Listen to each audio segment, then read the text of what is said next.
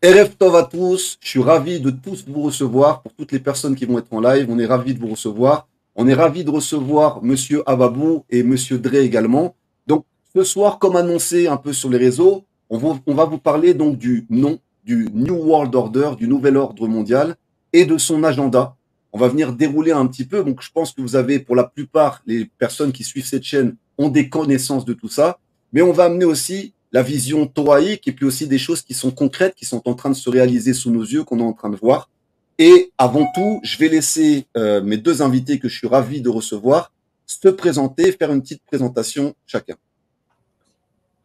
Alors, bonsoir également, et nous sommes très heureux ce soir de cet échange qui a été préconisé par Eliaou. Et je suis assise à côté de Fabien Babou, que vous avez certainement dû voir dans des interventions. Et en fait, Fabien Babou et moi, nous nous connaissons beaucoup mieux qu'avec Eliaou, puisque notre parcours a commencé, si on peut l'exprimer ainsi, il y a 57 ans. Et ça a démarré dès le collège. Nous avons cheminé ensemble et nous sommes, après que Fabien Mochet ait fait un parcours universitaire et moi un parcours différent, puisque je suis de la Chambre de commerce de Reims et qu'ensuite j'ai intégré des multinationales. Et j'étais un cadre responsable de multinationales. Et tout comme Fabien Mochet, j'ai été très interpellé après la guerre de 67 et la crise pétrolière par la problématique que se posait à l'Occident. Et j'ai cherché. Et un jour, j'ai été interpellé par un homme d'une très grande carrure internationale, Samuel Pizarre, qui avait écrit Le sang de l'espoir et qui lui-même se posait la question sur le devenir de l'Europe.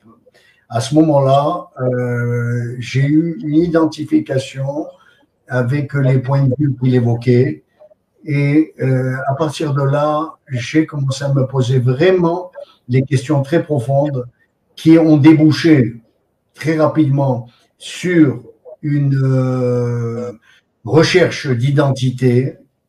Et c'est pour ça que j'ai fait mon alia et de ce qui est préconisé pour véritablement s'identifier aux patriarches qui ont fait eux-mêmes ce qu'on appelle l'Echlecha, va vers toi-même.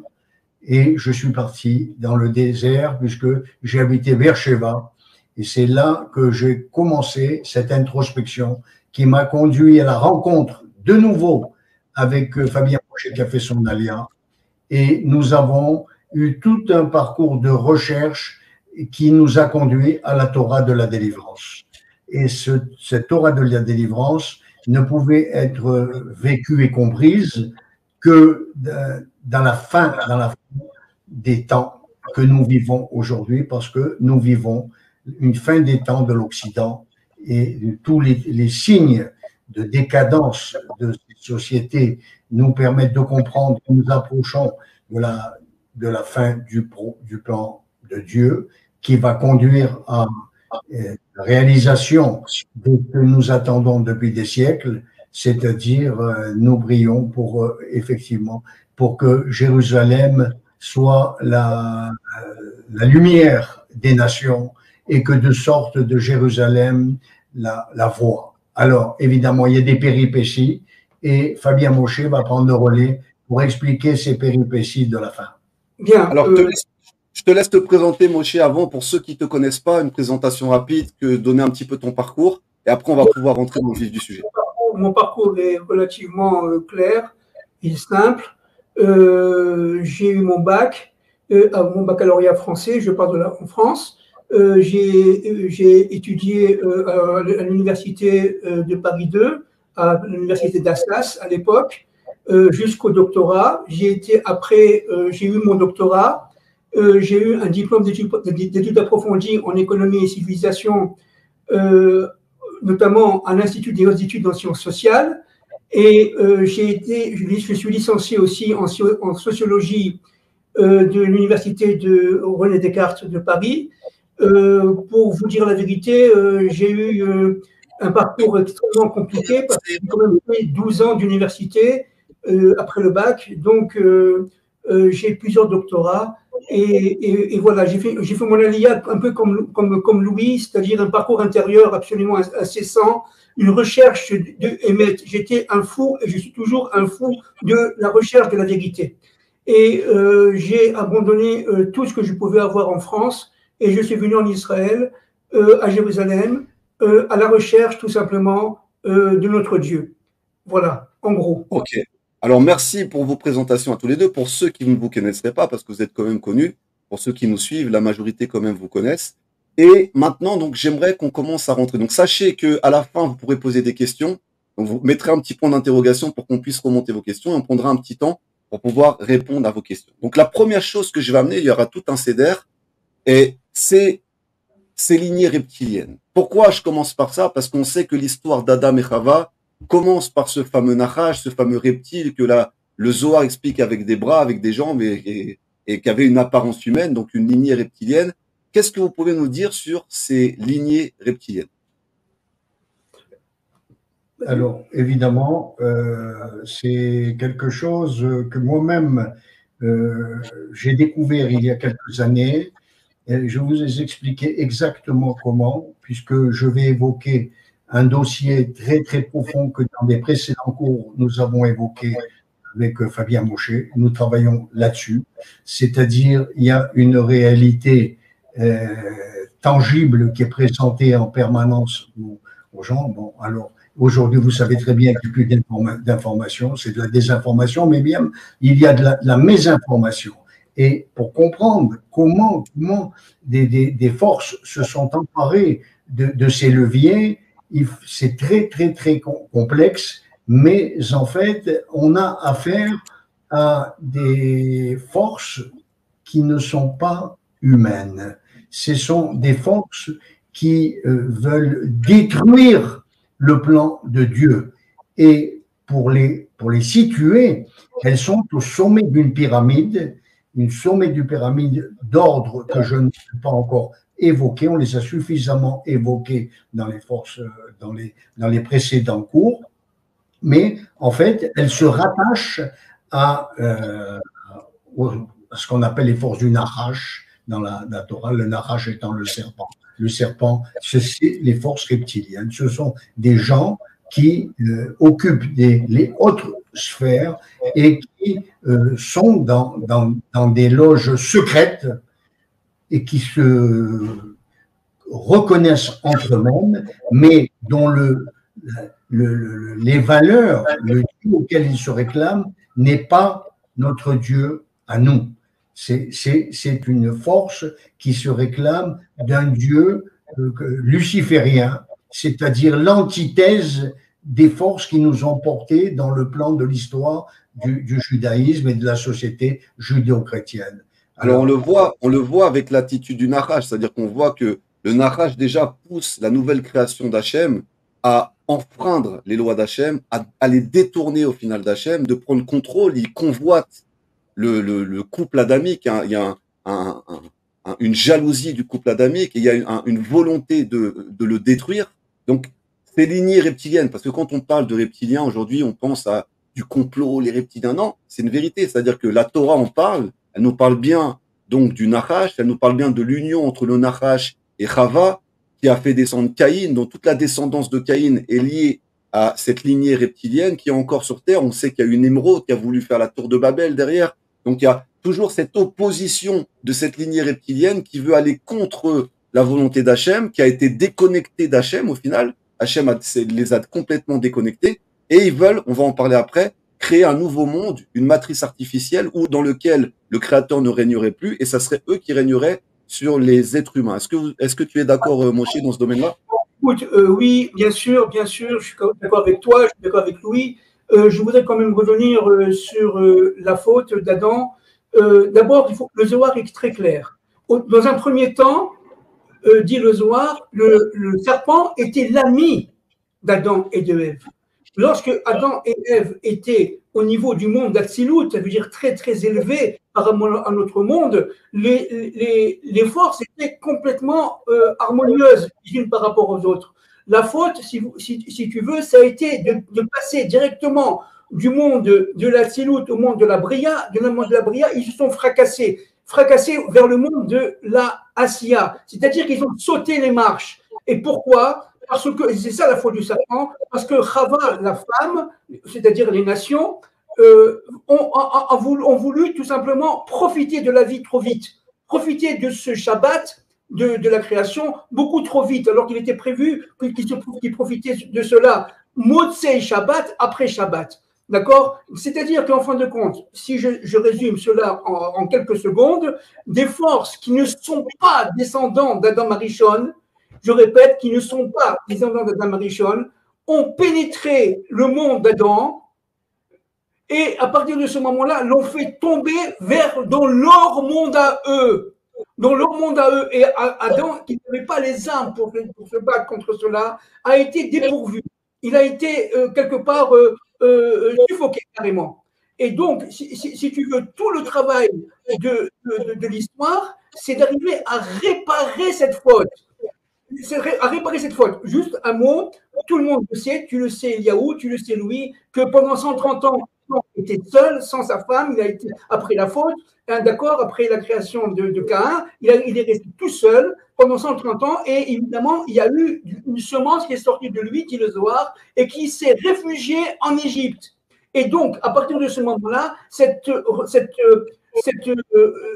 instrument qu'on appelle l'Égypte va recueillir ces forces qui sont des forces absolument négatives, on dirait aujourd'hui idolâtres, extrêmement obscures, et qui vont chercher à pénétrer Israël jusqu'à la fin des temps. C'est ce que nous vivons aujourd'hui. C'est-à-dire qu'en fin de compte, la faute, à nous la subissons depuis Adam Arishon, particulièrement en Égypte, et avec évidemment toute l'histoire des civilisations jusqu'à la fin de l'histoire.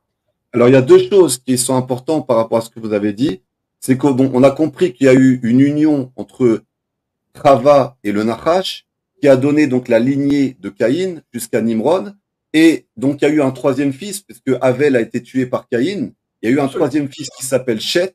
Shet, lui, était donc issu de l'union entre Adam et Chava. Et donc, on les appelait, les enfants de Shet, on les appelait les Bnei Elohim, les fils, entre guillemets, du Créateur. Et il y avait de l'autre côté les Bnei Adam, la descendance de Caïn, qui étaient les fils de la terre. Et il y a eu des mélanges. C'est-à-dire qu'il faut savoir qu'il y a eu deux lignées qui se sont éloignées, puis au final, qui se sont réattirées, parce qu'on ne peut pas séparer le ciel de la terre, on ne peut pas séparer la dimension spirituelle de la dimension matérielle. Et il y a eu des mariages mélangés entre la descendance de Shet, donc les Bnei Elohim, ceux qui avaient encore confiance au Créateur et qui restaient tournés vers le Créateur, et la descendance de Caïn, qui étaient les Bnei Adam, qui eux étaient tournés vers la matière et qui avaient, entre guillemets, tourné le dos au Créateur et qui étaient rentrés juste dans le monde de la matière. Ça, c'est le premier point. Je voudrais excuse-moi de t'interrompre, Eliaou, je voudrais introduire un point très très important. Le vendredi matin de la création, Akadosh Baruch Hu, et ça c'est le Zohar, Akadosh Baruch Hu a créé des animaux ayant la forme humaine, hommes et femmes. Qu'est-ce que c'est que cet animal-là? Il n'avait aucune capacité de se connecter au Dieu, un maître de l'histoire. Il vivait pour son plaisir, pour son monde. Il était complètement égocentrique. Il vivait avec un ego démesuré. Et il a voulu tout simplement faire profiter de son monde, Adam et Ève. Ne mélangeons pas Adam et Ève qui, eux, ont une échama de connexion avec Hachem, tandis que les autres, eux, n'ont pas cette connexion-là véritablement. Donc justement, ça amène, je te laisse la parole justement Louis juste après, ça amène justement à cette suite, c'est-à-dire que ces lignées reptiliennes, la descendance de Caïn, ont voulu créer un monde dirigé par eux. On a vu la tour de Babel, vous connaissez, pour ceux qui connaissent la Torah, vous connaissez ce passage de la tour de Babel, donc c'était défier le Créateur. Faire une tour, c'est une image, bien sûr, c'est faire une civilisation, un système, une société, une matrice artificielle qui serait créée justement par ces entités reptiliennes ou qui emprisonnerait entre guillemets l'humanité, la descendance d'Adam justement dans cette matrice artificielle. Vas-y Louis, je te laisse t'exprimer. Ben justement, il fallait voir au travers du déroulement du plan divin cette chute de l'humanité à travers un prophète qui est très connu, le prophète Daniel, et qui décrit au roi Nabuchodonosor, Nabuchodonosor, les 4 empires. Donc, on passe des premiers pas de l'homme, comme vous les avez évoqués, à déjà quelque chose de beaucoup plus concret, plus proche de nous, puisque les 4 empires va nous intéresser le 4e. Le 4e, c'est l'empire d'Édom. Édom, le rouge, en traduction française. C'est en fait le parcours de Ésaü, comme le disent les Français, et qui, en fin de compte, a été un empire qui se subdivise au cours de l'histoire, puisque le règne de cet empire, c'est à peu près 2000 ans. Ça date à peu près de la destruction du temple quand Israël est parti en exil. Et en fait, cette subdivision, elle conduit à des relais qui ont commencé avec le Saint-Empire romain germanique, d'abord Rome, l'Empire romain, le Saint-Empire romain germanique, l'Empire d'Espagne, l'Empire napoléonien, la couronne d'Angleterre, l'Empire russe. Alors, ce qui nous intéresse, l'Empire russe, on a eu l'Empire hollandais et tout, mais ce qui nous intéresse à nous aujourd'hui pour comprendre la chute dans laquelle on est tombé, c'est le dernier, c'est l'Empire américain. Et d'ailleurs, c'est lui qui est au devant de la scène mondiale aujourd'hui. Alors cet empire-là, il faut le savoir, dès le départ, c'était un empire qui était basé sur des bases maçonniques, puisque les Illuminati ont été créés par un certain Adam Benchoff, mais il faut savoir une chose que j'ai découvert ces derniers temps, cet Adam Benchoff n'était pas l'initiateur de ce projet Illuminati. Il y avait des antériorités qui remontaient aux régions iraniennes, afghanes, et donc c'est pour ça que Hitler envoyait ses SS chercher les racines de la race aryenne. Donc, bien sûr, quand il a recréé Adam Benchoff en 1766 le projet Illuminati, eh bien, les Américains ont vu la création des États-Unis d'Amérique avec un George Washington qui a prêté serment sur la Bible maçonnique. Et il faut le savoir, c'est que pratiquement tous les présidents américains ont été des francs-maçons du 33e degré. Alors, c'est-à-dire qu'un plan a été suivi, une ligne a été suivie et qui a été vraiment dévoilée, mais alors avec une lucidité qui nous interpelle aujourd'hui. Un certain Albert Pike avait, en 1870, donné la vision de la fin des temps pour aboutir au nouvel ordre mondial après 3 guerres mondiales, les 3 étapes. Alors, ce qui est intéressant, c'est que nous, dans le judaïsme, nous avons les 3 guerres de Gog et Magog, avec les 3 étapes. Donc, là encore, comme on en avait évoqué, toi et moi, avant l'émission, on avait une avancée parallèle de ces 2 agendas qui se télescopaient. Alors, d'après Albert Pike, la première étape de cette guerre mondiale, eh bien, nous l'avons vécu en 14-18, hein, c'était l'affrontement de l'Allemagne avec la France, l'Angleterre, les États-Unis, et il y avait une deuxième étape. Alors, pourquoi il y avait une deuxième étape? Parce qu'en fin de compte, il faut le savoir, Hitler au pouvoir, ce n'est pas un fait du hasard s'il est arrivé au pouvoir. Il y a eu un programme avec un financement de la finance américaine. Alors, attends, je tiens ici à ajouter quelque chose. Excusez-moi de vous interrompre, c'est très important. Oui. Il faut savoir que le financement du nazisme a plusieurs sources, évidemment. Ce n'est pas seulement une source américaine, c'est aussi et surtout une source anglo-saxonne, et notamment anglaise. Il y a parmi les élites anglaises de l'époque, n'est-ce pas, des gens qui étaient tout simplement portés, non pas par la théorie, non pas par le fascisme, pas du tout, mais ils étaient portés par le fait très important que dans Mein Kampf, Hitler a dit la chose suivante, l'Angleterre, on ne veut pas faire la guerre avec vous, on va vous donner le contrôle des mers. Tandis que nous, on aura les contrôles des terres. Et à partir de ce moment-là, il y a eu une élite anglaise qui était plus ou moins d'ailleurs maçonnique, qui a accepté le marché et qui était prête à aller avec Hitler. Et donc, ils ont commencé à financer la campagne de Hitler, et cela l'a mené au pouvoir avec certainement l'aide des Américains. Mais il faut savoir que les Américains, avec leurs grands films déjà de l'époque, n'est-ce pas, comme Walt Disney, etc., ont tout simplement suivi le mouvement qui a été porté par notamment les Anglais. Alors, de toute façon, ce qu'on comprend par rapport à cette matrice artificielle, les Anglais ont occupé les Amériques. Il y a eu une colonisation de l'Angleterre, de l'Irlande, de plusieurs pays occidentaux. Et tout à l'heure, vous parliez, Louis parlait d'une lignée qui traverse le temps jusqu'à tous les présidents des États-Unis. C'est la lignée justement amalécite qui descend des Saves, qui a pris le contrôle de toutes les cornes occidentales, qui est justement dans le rêve de Daniel. On voit donc cette dernière bête à 10 cornes.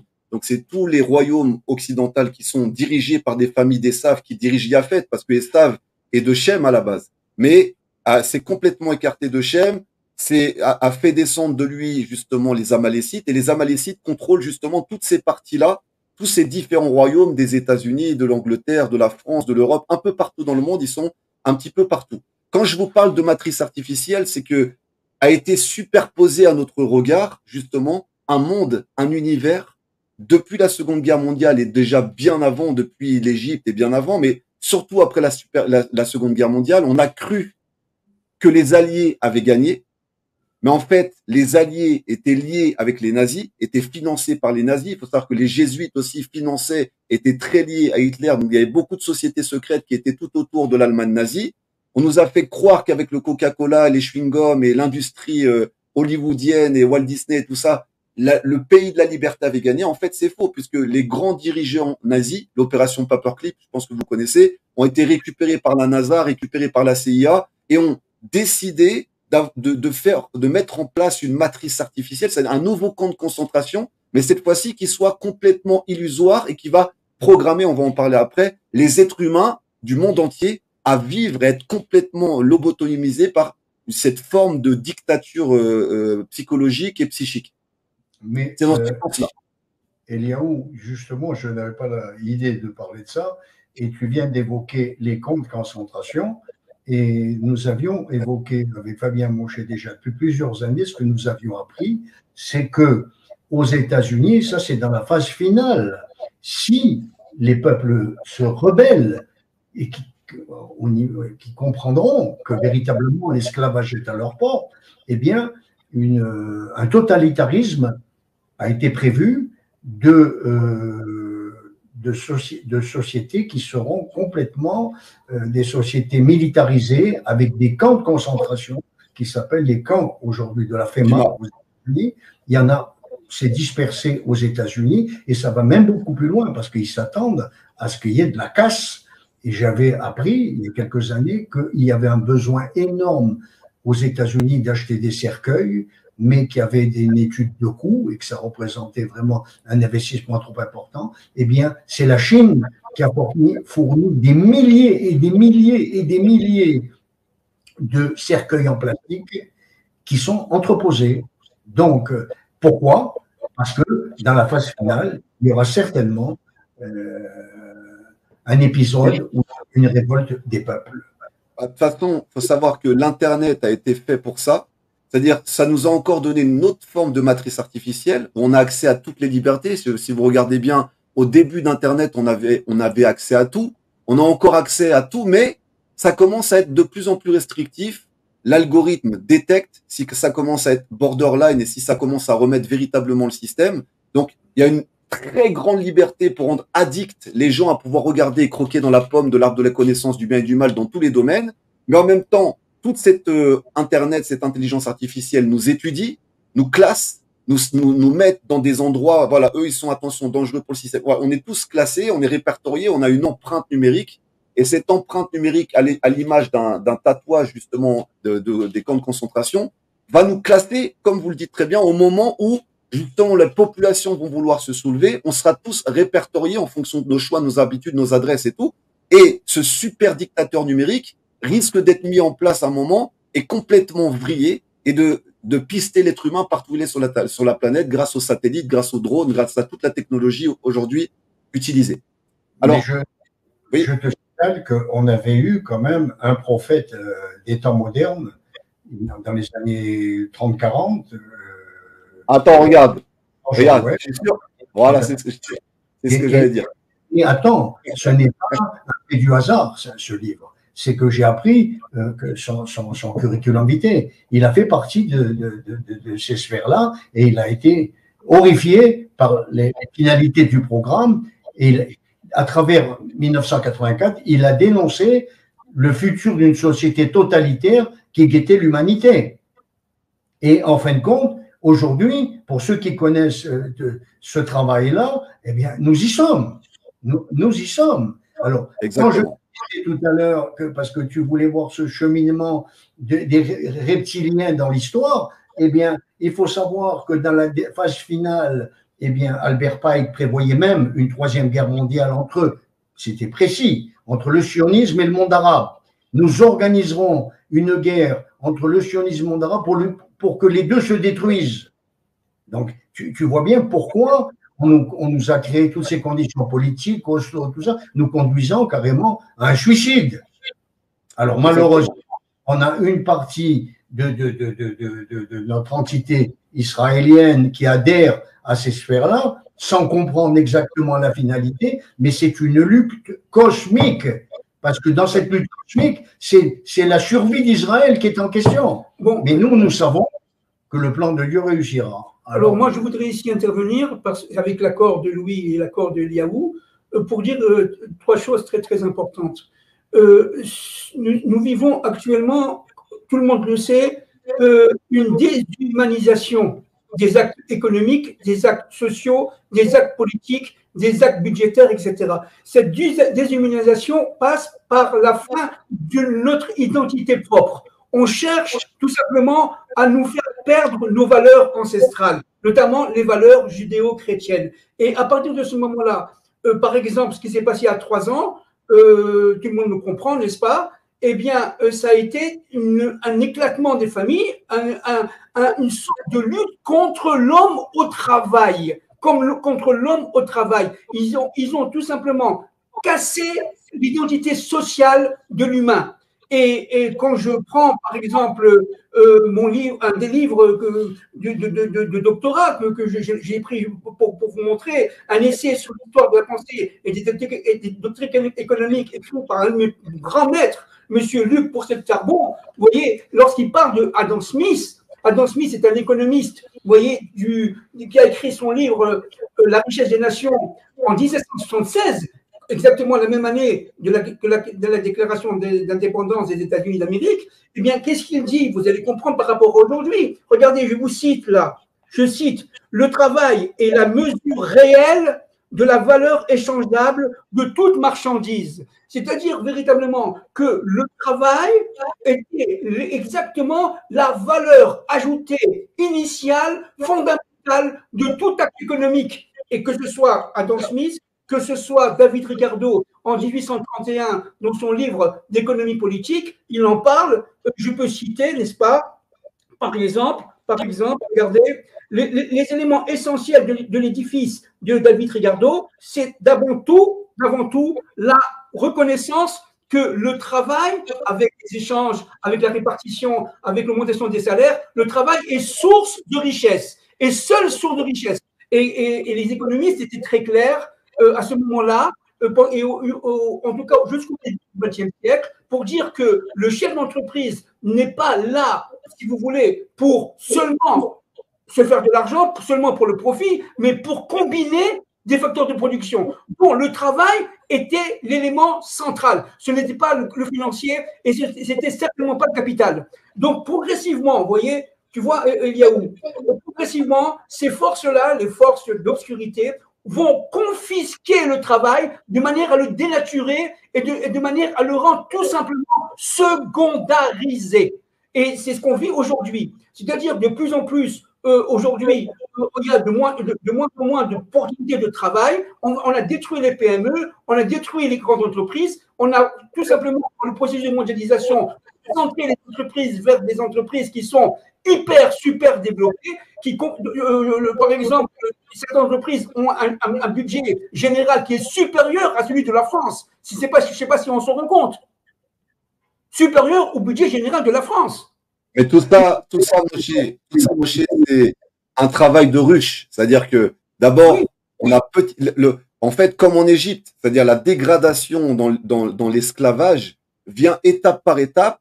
Et justement, dans ce plan, parce qu'on a parlé donc d'Orwell 1984, qui avait déjà prévu, et justement, c'est un livre qui est né après 39-45, qui dénonçait les dictatures auxquelles on avait assisté avec Staline, avec Hitler, et Marchemo, tout ça.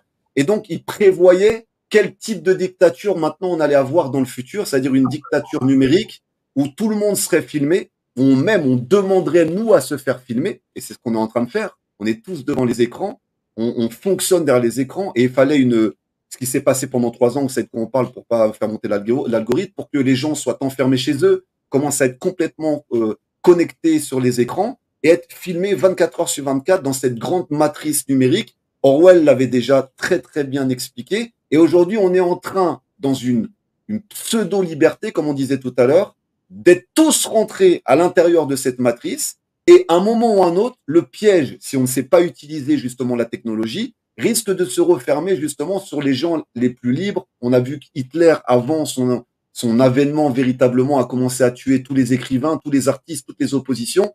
Et aujourd'hui, si on réunit sur la toile toutes ces personnes-là, c'est aussi pour les ficher, pour les lister, pour les rentrer dans des ordinateurs là-bas aux États-Unis et dans d'autres pays, pour savoir que voilà, ceux-là sont dangereux pour notre futur monde et qu'est-ce qu'on va faire de ces gens-là. On a parlé des camps FIMA tout à l'heure. Alors, j'aimerais juste qu'on avance. Peut-être tu voulais rajouter quelque chose, oui? Je voulais ajouter quelque chose de fondamental, c'est que, en fin de compte, les États-Unis étaient, en fin de compte, détenteurs mondiaux de l'étalon qui régulait toutes les transactions internationales. Donc, ils avaient l'économie mondiale dans les mains du dollar. Mais, en fin de compte, il y a un événement qui est très important, c'est la désindexation qu'il y a eu en 1971 par Nixon et qui a permis, c'est pour ça que je vais très vite, il y a un économiste qui peut expliquer, mais très vite, qui a permis, de quelques années après la guerre de Kippour, comme par hasard, on va rentrer à Yom Kippour, ça fait 50 ans, c'est un Yovel dans le Torah, qui a permis de financer Wall Street, c'est-à-dire que sans que l'opinion internationale des masses moyennes ou des couches moyennes comprennent ce qui se passait, on est passé d'une économie industrielle, comme il le disait tout à l'heure, créatrice de valeur et qui, en fin de compte, permettait des redistributions à des classes populaires, à des classes moyennes ou des classes supérieures, à une économie de privilégiés et de nantis qui étaient les banques, une économie de casino, une économie virtuelle. Parce que celui qui a compris où réside le mal aujourd'hui de cette société qui a perdu complètement la boussole, c'est à partir des années 80-90 où, en fin de compte, on a eu une économie virtuelle qui s'est substituée à l'économie réelle. Alors, c'est-à-dire qu'elle a tourné en circuit fermé dans la mesure où c'était les banques qui étaient les principaux acteurs, les grandes sociétés d'investissement, qui elles-mêmes se finançaient sur les marchés des capitaux et qui réinvestissaient. Or, par le passé, une économie saine, c'était que les investissements aillent vers la production et création de richesses qui bénéficiait à toute la société. Mais non, là, c'était un club de financiers. Or, pour pouvoir jouer ce jeu-là, il fallait qu'ils soient les détenteurs du dollar, d'un pouvoir émettre autant qu'ils voulaient, puisqu'il était désindexé, qu'aujourd'hui, quand les économistes vous disent, mais $1, en réalité, c'est 0, c'est la valeur du papier. Donc, on est une économie. Si, on comprend bien, si l'Empire n'avait pas été détenteur de sa monnaie, de son étalon, mais il y a longtemps que le monde serait en faillite. Or, malgré le financement massif en dollars, aujourd'hui, on est au bord de la faillite. Pourquoi ? Parce que certains pays contestent l'hégémonie américaine en s'organisant dans des alliances. Mais Louis, Oui, Louis, oui.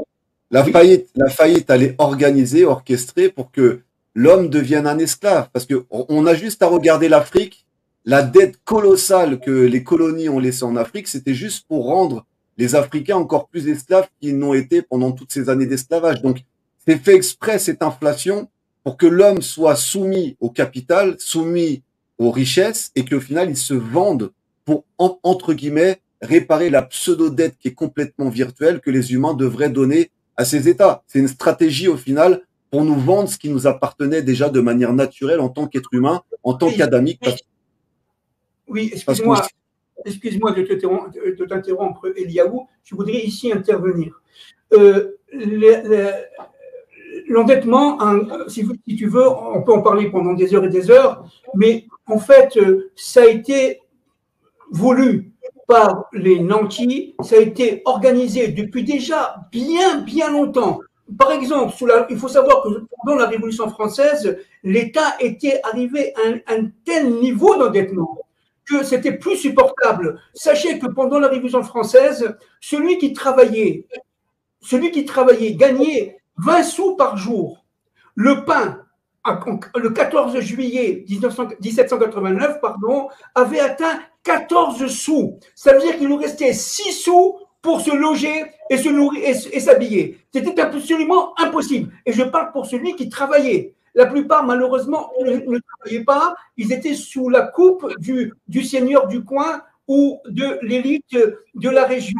Donc, si tu veux que ça soit passé en 1789, on le retrouve progressivement aujourd'hui. C'est incroyable parce que quand on connaît un peu, et même assez bien, Baruch Hashem, comme je connais la Révolution française, on s'aperçoit qu'en petit, la France a vécu avec sa Révolution française ce que nous vivons aujourd'hui dans le monde entier, en très grand.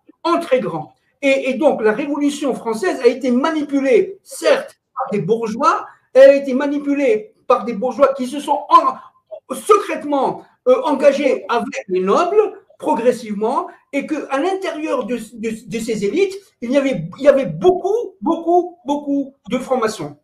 Par exemple, Robespierre était un franc-maçon renommé à l'époque. Alors, j'aimerais qu'on rentre maintenant un peu plus dans l'agenda. Quel est véritablement donc cet agenda qui a été mis en place justement par ces élites? Comme je le mettais avant, savoir que tous les gouvernements ont été infiltrés depuis la nuit des temps. On n'a pas du tout, même sous ces pseudo-démocraties, de véritables dirigeants. D'accord? On a des gouvernements, donc en allemand, ça veut dire contrôle du mental, qui contrôle le mental des populations. Et donc, il y a tout un agenda qui a été mis en place pour, étape par étape, génération après génération, faire descendre l'être humain à un esclavage total, c'est-à-dire plus un esclavage que du corps, un esclavage qui est complètement intérieur jusqu'aux neurosciences. Aujourd'hui, on est dans le monde des neurosciences, c'est-à-dire que c'est un esclavage avec une programmation du cerveau. On parlera de MK Ultra, tout ça, tous ces concepts qui sont faits justement pour complètement esclavager l'esprit humain. Est-ce que vous pourriez nous dérouler un petit peu les étapes de manière brève qui sont dans cet agenda qui va être amené normalement en 2030? Oui. Shalom. Juste une petite précision qui est très importante. Bien sûr, ça ne se fera pas. Pour suivre le fil de notre discours ce soir, puisque c'était cette évolution du serpent au travers de l'histoire, par rapport à ce que nous avons évoqué de la finance tout à l'heure et de tous ces catastrophes dont nous subissons les conséquences aujourd'hui, à savoir que c'est le veau d'or de la fin des temps. Hein. Mais pour bien situer qu'un président comme Giscard d'Estaing venait expliquer constamment la politique du serpent monétaire. Donc, le serpent avait investi la sphère monétaire pour arriver à ses fins. C'est-à-dire quoi? Quelle fin? C'est-à-dire mettre en esclavage l'humanité, être au service de Lucifer.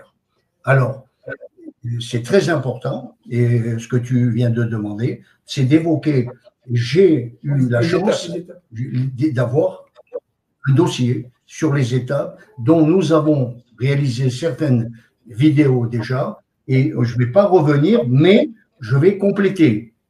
Alors, par exemple, pour ce qui est de cet agenda, Et tu vas voir comment ils veulent opérer.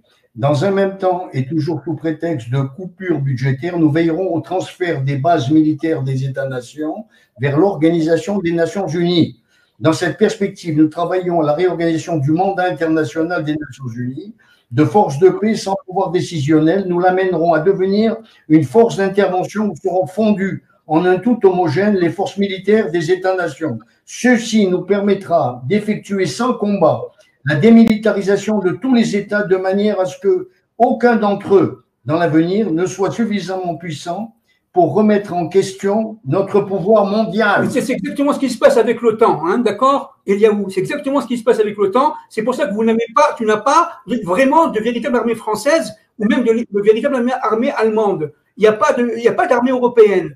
Donc, ce que dit le texte là est absolument juste au niveau historique. Et maintenant, le réveil de ces gouvernements. Dans le mot gouvernement, d'ailleurs, il y a marqué gouvernement, hein, entre parenthèses. Il gouverne et il ment, entre parenthèses. Parce que ce qui est une des bases de compréhension pour arriver à cette situation, c'est que le mot d'ordre de du chaos sortira l'ordre. Mais quel ordre? Le nouvel ordre mondial. Alors juste Louis, je te coupe une seconde. Quand tu dis du chaos, c'est-à-dire qu'on sait que, par exemple, il y a des techniques de contrôle mental qui ont été utilisées par l'Allemagne nazie, qui étaient justement de créer des peurs, des psychoses totales chez les prisonniers, qui faisaient qu'on arrivait à un contrôle total de l'être humain. Donc, ce que tu es en train de dire, la théorie, donc, le chaos, c'est pour fracturer l'esprit humain, lui amener des grandes peurs et qu'il soit complètement manipulable, comme on l'a vu en ce moment pendant 3 ans avec cette histoire-là, vous avez compris. C'est une façon de fracturer. Je vais te dire une chose, Eliaou, sans arriver déjà au conditionnement, puisque à la fin du plan, c'est le conditionnement total, puisque dans le transhumanisme et tout, ils évoquent même la perspective de l'accouplement et de la connexion du cerveau avec l'ordinateur et tout. C'est un robot, quoi. Mais avant ça, le chaos était obtenu, par exemple, avec ce qui se passe aujourd'hui, ou depuis plusieurs années, dans la politique imposée à des États qui ont perdu leur souveraineté, la politique d'émigration, qui est en train de disloquer complètement l'identité des individus. La France n'existe plus. Et des peuples. Et des peuples. C'est toute l'Europe. Ça, c'est le grand Égypte. C'est-à-dire, l'Égypte avait absorbé toutes les populations du monde. Donc, c'est refaire le grand Égypte mondial, c'est-à-dire mélanger toutes les populations pour les avoir sous contrôle et leur faire perdre leur identité originale pour casser les 70 nations, pour mélanger les 70 nations et faire un espèce de peuple homogène qu'on peut totalement contrôler. Je te rappelle que le Zohar est très clair. À la fin des temps de l'histoire, les forces de Pharaon vont revenir pour dominer le monde entier. C'est-à-dire que l'Égypte sera devenue le monde entier. C'est ce qu'on vit aujourd'hui avec la mondialisation. Et c'est pour ça que les nations ont le regard sur un pays qui n'a pas la taille géographique de son rayonnement, la France, parce que à la fin des temps, cette France, c'est l'Égypte des temps modernes. D'ailleurs, le signe, c'est que Mitterrand, ancien président, était appelé Pharaon, et il avait, dès le début de son mandat, demandé une pyramide en verre. Mais je ne sais pas si tu le sais, Eliaou. Et ça, Mitterrand l'a bien caché, comme il avait caché son passé de Vichy. Il était un grand maître de franc-maçonnerie. Bien sûr. Il avait demandé à ce que la pyramide de verre porte 666 carreaux. Exactement, mais on l'a vu aussi avec la cérémonie d'ouverture du nouveau président. Il était placé comme ça, les bras comme ça, avec la pyramide derrière. Donc c'était tous les symboles justement de la franc-maçonnerie. Mais en fait, la franc-maçonnerie, ça vient toujours pareil de ces unités reptiliennes qui ont dirigé l'Égypte, qui ont dirigé toutes les grandes civilisations jusqu'à la grande Rome-Égypte d'aujourd'hui. Ça veut dire une chose, ça veut dire que, en fin de compte, les peuples sont les gogos de l'histoire, à savoir que déjà, même avant Mitterrand, regarde, tu sais très bien que les médias officiels veulent décrédibiliser complètement ce qui n'est pas du politiquement correct. Et comment? En disant c'est du complotisme. Alors, ça, c'est pas du complotisme. Voilà une déclaration du président Giscard d'Estaing comme quoi il faisait partie aussi de ces élites. La plupart des hommes politiques grisés par la réussite, ne connaissant pas le plan final, seul le haut de la pyramide le connaît, se font tous avoir les uns les autres par des promesses d'un monde meilleur, alors que c'est le chaos qui est planifié. Giscard d'Estaing. Exactement. Donc, ça veut dire que déjà, les élites le disent, ne se cachent même plus. Et aujourd'hui, donc, j'aimerais quand même qu'on évoque les étapes, qu'on comprenne quelle étape pour arriver jusqu'à aujourd'hui. Je l'ai mis un petit peu tout à l'heure dans ce qui est dit, c'est-à-dire qu'il y a le transhumanisme, il y a la dictature sanitaire à laquelle on a assisté, il y a ce qu'on appelle les false flags, c'est-à-dire les attentats sous faux drapeau. On va permettre à des pays ou à des gens d'être complètement terrorisés. En fait, ça vient des gouvernements. On va financer des partis terroristes pour justement amener la peur sur les gens au maximum. L'intelligence artificielle qui étudie justement tous nos cerveaux, qui étudie notre façon de faire pour créer des super dictateurs robotisés. Le big data, toute la collecte de nos informations, l'hypersurveillance, on est tous surveillés, l'empoisonnement alimentaire, etc., etc. Tout ça sont des agendas qui ont été mis en place de manière progressive. Et bien voilà, les points que je vais évoquer vont aller dans le sens de ce que tu viens de dire, par exemple. Pour accélérer ce processus de transfert, nous impliquerons la force actuelle des Nations Unies dans tous les conflits impossibles à régler. De cette manière et avec l'aide des médias que nous contrôlons, nous montrerons aux populations l'impuissance et l'inutilité de cette force dans la forme actuelle. La frustration aidant et poussée à son paroxysme au moment voulu, poussera les populations des États, nations, à supplier les instances internationales de former une telle force multinationale. C'est qu'on poussera les peuples à demander à devenir eux-mêmes esclaves.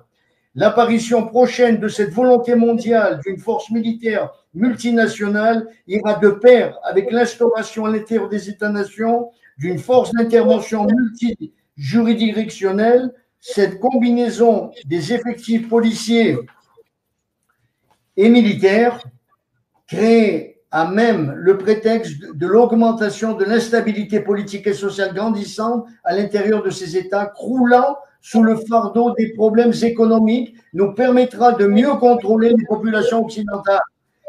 Donc, en fin de compte, il faut créer le chaos pour que les peuples demandent à ces forces multinationales qui, en fin de compte, agiront en tant que force Mais tu l'as dit, Louis. Louis, tu l'as dit, tu as dit les populations occidentales. C'est-à-dire que même les populations occidentales vont être esclavagisées. C'est-à-dire ça touche pas que le monde, ça touche pas que le reste du monde. C'est-à-dire que toutes les populations sont visées et depuis longtemps. C'est-à-dire on fait croire au peuple, on met des pensées élitistes dans la tête des peuples, du racisme, tout ça les uns contre les autres. Mais au final, il faut savoir que tous les gouvernements sont infiltrés. Il n'y en a pas un qui échappe, Israël y compris, partout. Il y a une infiltration totale. Absolument. Et il faut savoir que les coulisses du pouvoir, ce qui se cache derrière, c'est vraiment extrêmement, extrêmement dangereux, ce qu'il y a derrière. Et tant que les populations, on arrive à les manipuler, à les retourner les uns contre les autres et à utiliser toutes ces méthodes, toutes ces techniques qui permettent de désolidariser les peuples, plus les peuples sont désolidarisés, plus ça devient des masses productives qui font avancer la ruche et qui font avancer ce gouvernement mondial. Donc, une grande partie de la population collabore et on va voir après avec la loi du consentement et ce qui nous amène à ce qu'on appelle la grande illusion. C'est-à-dire aujourd'hui, on vit dans un monde qui est complètement illusoire où les hommes se pensent libres, mais ils n'ont jamais été aussi esclaves qu'aujourd'hui. Absolument. Écoute, je voudrais quand même intervenir là par rapport à la structure des États. Les États actuellement existent, mais ils sont complètement dévitalisés. C'est-à-dire que la structure existe, nous avons encore des constitutions dans les États, etc., mais il faut savoir que tout cela est contrôlé et manipulé de manière à arriver à des objectifs bien précis, non seulement au niveau des États, mais aussi au niveau des régions. Je prends par exemple l'Europe. La France n'a aucune aujourd'hui liberté, tout le monde le sait. Elle est obligée au niveau économique, au niveau politique et au niveau diplomatique de se référer à Bruxelles. C'est-à-dire que véritablement, l'État français ou l'État israélien existe. L'État israélien, c'est par rapport aux Amériques. N'oublions pas qu'aujourd'hui, le Premier ministre israélien est en Amérique. C'est pas pour rien, n'est-ce pas?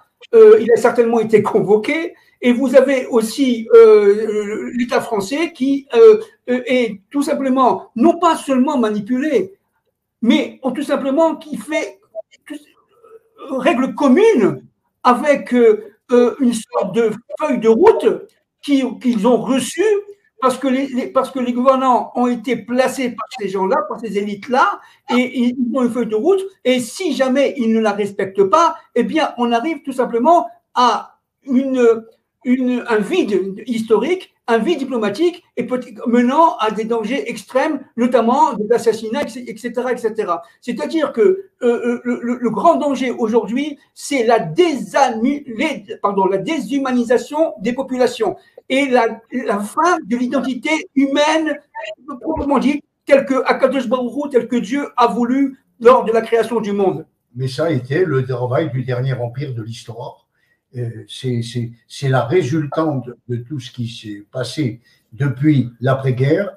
Au moment où la livre sterling a laissé la place au dollar, c'était les traités de Bretton Woods, et on sortait de l'empire anglo-saxon pour passer à l'empire américain. Mais le dernier empire américain, c'est un empire aux mâchoires d'acier, puisqu'il est basé uniquement sur la monnaie, et c'est le serpent monétaire de l'histoire. Non, sur la finance, sur le finance. La finance. Ne mélangeons pas. Non, la finance. Voilà. Justement, j'aimerais qu'on parle d'une chose dont on ne parle pas souvent. J'ai fait tout un live dessus. Mais derrière cet empire américain, on ne parle pas de l'international nazi. On nous donne l'impression que les nazis, ça s'est fini après la Seconde Guerre mondiale et qu'ils ont complètement disparu. Il faut savoir qu'aujourd'hui, les États-Unis et la grande majorité des gouvernements mondiaux fonctionnent selon la vision du Troisième Reich et ont établi ce qu'on appelle un Quatrième Reich mondial qui est mis en place. Est-ce que vous êtes d'accord avec ça ou pas? Entièrement, puisqu'en 84, quand j'ai quitté la France, j'ai eu entre les mains un ouvrage de l'envoyé spécial à Bonn du journal, je ne sais plus, Le Figaro, je crois, et c'était Jean-Claude Picapert, et il avait écrit un livre qui m'avait drôlement intéressé, donc il va dans le sens que tu dis, vers le Quatrième Reich. Vers le Quatrième Reich, on commençait à se mettre en route pour voir les résultats dans lesquels nous nous trouvons aujourd'hui.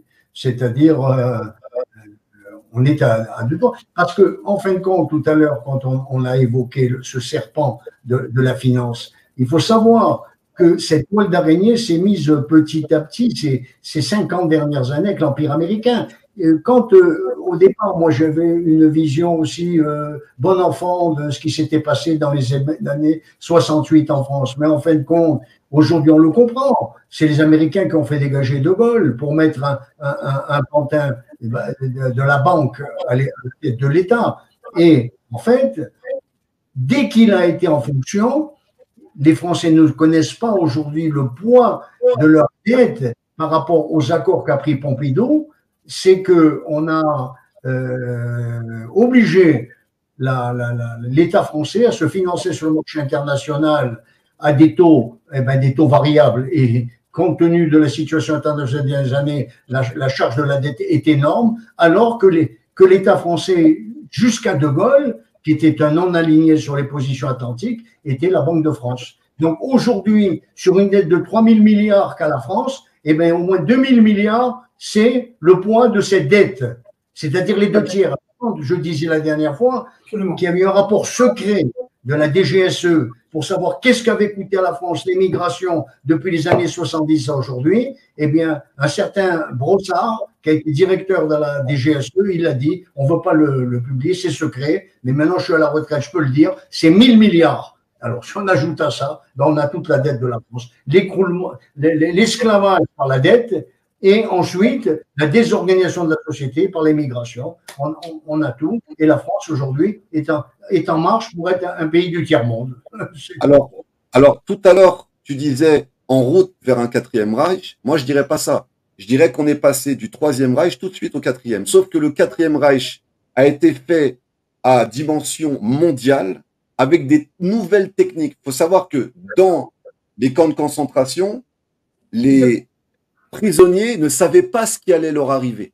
On a complètement illusionné les gens quand ils sont arrivés dans les camps. On leur a fait croire, on leur a fait écrire des lettres. Ils pensaient que leurs proches recevaient des lettres. On leur disait de se déshabiller, qu'ils allaient retrouver, que c'était pour travailler, ça allait les rendre libres. Donc, toute cette technique de manipulation de masse, elle a été déjà utilisée dans les camps de la mort. Et aujourd'hui, ce quatrième Reich, il n'est pas en route, il est en place. C'est-à-dire que le troisième Reich, c'était un essai, un laboratoire à petite échelle. Le quatrième Reich, c'est le monde auquel on a assisté avec soi-disant la libération américaine, qui tout était faux, puisque les Américains étaient derrière, ont financé tout ça. Donc c'était un essai à petite échelle. Aujourd'hui, on assiste depuis 39-45 au quatrième Reich, et on est programmé par ce quatrième Reich. Et pourtant, on pourrait se dire, mais il y a Israël, les Juifs sont toujours vivants. Mais justement, on les utilise, on fait croire encore à cette grande illusion. Derrière Israël, il y a aussi beaucoup de nazis qui se cachent derrière. Et justement, le vote de l'ONU était aussi derrière avec les nazis pour créer un camp de concentration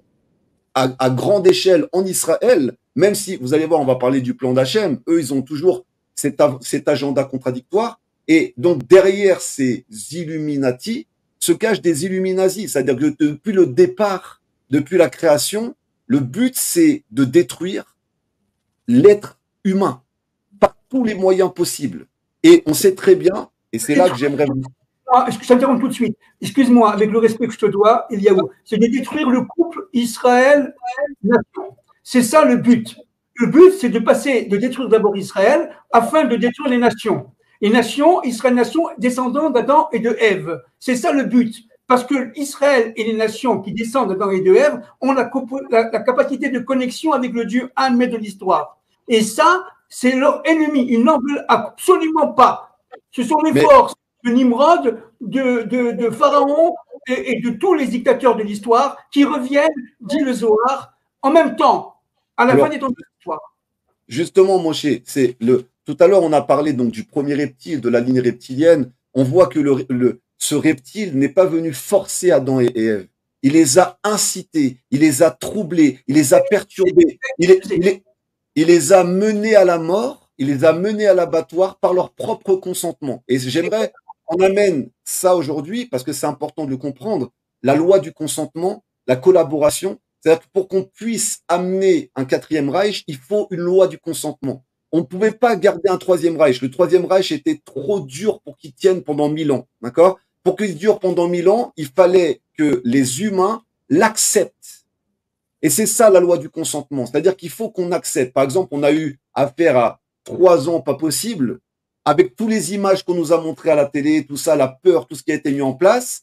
Eh ben, les gens ont consenti à se faire, vous savez très bien ce que je veux dire, ils ont consenti à tout ça.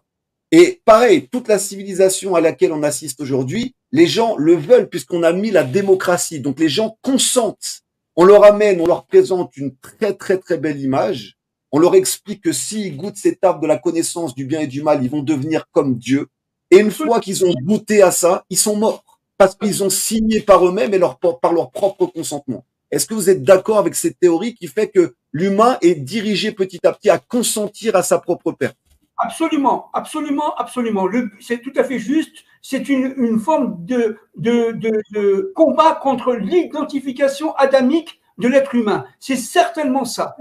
Donc, le but, c'est de régner à la place de Dieu. Le but, c'est de faire briser et de briser, bien entendu, une note d'optimisme, ils n'arriveront absolument pas, c'est de briser le plan de Dieu qui a été prévu à Bereshit. Akadosh Baruch Hu, il a prévu un plan où l'homme sera tout simplement dans un espace harmonieux, un espace de solidarité, un espace de confort, un espace de, j'allais dire, bonheur au sens des nations. Et le but du plan de Dieu, c'est la victoire du bien sur le mal. Akadosh Baruch Hu, et bien entendu, ça réussira à 100%, parce que Akadosh Baruch Hu est derrière tout cela. Le Ramchal est très, très, très, très clair là-dessus, dans son livre, dans tous ses livres d'ailleurs, dans tous ses livres, Adir Bamarom et d'autres, il dit qu'en fin de compte, ce qui est derrière tout cela, et le Zohar en parle énormément, c'est que Dieu est derrière le mal. C'est-à-dire Dieu va manipuler ces forces-là. Ce sont des forces d'extériorité. Donc, le problème, c'est que le serpent, il est extérieur. Il essaie de rentrer dans l'intériorité. Il est passé par Chava, par Ève, pour pouvoir Il est atteindre. devenu intérieur, Moshe. Il est Oui, devenu intérieur. voilà. Alors, le but, c'est qu'il essaye de. Attends. Le but, c'est qu'il essaie de rentrer dans l'intériorité. D'accord? Mais pour l'instant, il a le sentiment de réussir. Mais il panique parce qu'il sent quand même qu'il y a des choses qui le dépassent. Actuellement, ces forces-là, croyez-moi, elles sont en panique totale. Pourquoi? Parce que tout simplement, tout ce qu'ils ont mis, et ils ont été mis en place depuis des dizaines, pour ne pas dire des centaines d'années, est en train de se révéler. Est en train de se révéler. Certes, évidemment, pour l'instant, un tout petit nombre, bien entendu, et là, je suis tout à fait d'accord avec toi, Eliaou, la masse est endormie à 100%, la Et elle grande masse. consent. Elle collabore et elle consent. Mais elle collabore parce qu'elle est tout simplement asservie par une désinformation et une manipulation des consciences. Donc, mais quand tout cela va tomber, parce que tout cela va tomber, bien entendu, il faut que le message que je donne ce soir, qu'on donne ce soir, c'est un message clair. La victoire de Dieu, la victoire d'Israël, la victoire des nations est claire. Elle se fera. Dieu sera le grand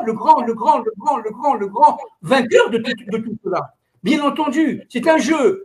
Hein, il rira. C'est une forme, si vous voulez, de spectacle qu'on est en train de vivre. C'est tout. Ça fait peur, tout ce que vous voulez, mais il faut avoir les mounas. Et les mounas nous permettra, bien entendu, la foi nous permettra, bien entendu, avec la tchouva, nous sommes dans les jours de tchouva actuellement, entre Rosh Hashanah et Yom Kippour, avec la foi, avec la tchouva, de comprendre que derrière tout ça, il y a des forces qui sont des forces inimaginables, qui dépassent largement ces forces-là, qu'on appelle les forces du serpent, etc., qui sont en fin de compte rien du tout pour Dieu. Il faut bien remettre les choses en place. Le plan réussira, le plan de Dieu il réussira. Si vous voulez, vous avez deux recettes. Un recette du mal et un recette du bien. C'est bien entendu le recette du bien qui va réussir. Le plan de Dieu va réussir à 100%. Mais alors, ça nous laisse quand même face à un choix, parce que si on comprend cette théorie du consentement, et elle est extrêmement importante à comprendre, c'est-à-dire on va t'inciter, c'est pas une vente forcée qu'on est en train de te faire. C'est une vente où on manipule ton psychisme, on manipule ton cerveau, et au final, tu as tout en place pour dire oui. Absolument. Et donc, je vous ramène à ce fameux film de Matrix, où à un moment, on voit justement Morpheus et Neo qui lui dit, écoute, soit tu prends la pilule bleue, et au final, tu oublies tout ce que tu as vu, ou soit tu prends la pilule rouge, et là, la pilule rouge, c'est la pilule de la vérité. Donc, je vous ai mis un petit papillon, parce qu'il faut savoir que le papillon, donc, c'est le symbole de MK Ultra, c'est la programmation du cerveau. Et donc, cette pilule bleue, c'est de vivre dans l'illusion de cette planète-là, d'adhérer au mal, d'adhérer au satanisme, et d'être heureux dans cette forme de vie-là. Ou alors la pilule rouge, qui est une pilule qui fait mal, parce que c'est la pilule de la vérité, c'est la pilule où tu risques d'être persécuté, tu risques d'être traqué, tu risques d'être incompris, tu risques de vivre un petit peu en marge de cette masse de personnes qui ont choisi cette pilule bleue. Et aujourd'hui, quel outil on a pour faire le bon choix entre ces deux pilules, selon vous? La Torah de la délivrance, la Torah. C'est-à-dire véritablement faire comprendre par l'intermédiaire des réseaux sociaux et tout ce que vous voulez, Internet, c'est à peu près ce qu'on fait, mais on n'est pas les seuls. Vous avez de nombreux rabbinim, vous avez même de nombreux membres du clergé qui en parlent, n'est-ce pas, faire comprendre exactement ce qui se passe.